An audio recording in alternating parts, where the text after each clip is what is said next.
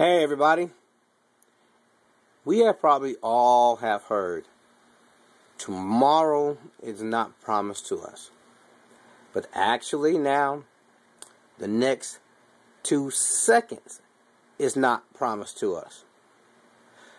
I want you to watch this on this Monday, September 19th, 2011, a new video that has surfaced about a air show that went tragic just this past weekend.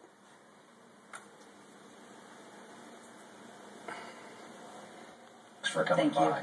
Now the big story over this past weekend, the awful scene in Reno, Nevada.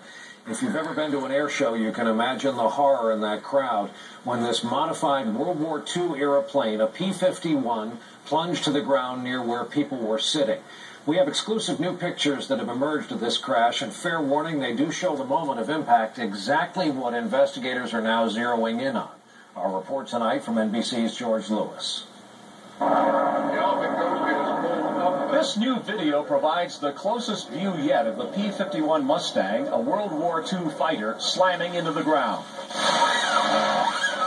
Ben Sissel, in the bleachers with his family, shot the video. To be honest, it's really hard for me to talk about because there was about 1 to 1.5 seconds that he was pointed right at us that I start to flinch, and then miraculously, from my family, he pulls up and misses the bleachers. The video and some earlier released still photos show part of the plane's tail section, called a trim tab, missing. Investigators from the NTSB found it over the weekend. The plane also carried a video camera and a flight data recorder, the information stored on memory cards like this one. Investigators think they've recovered some of the cards and they're hoping to find useful data.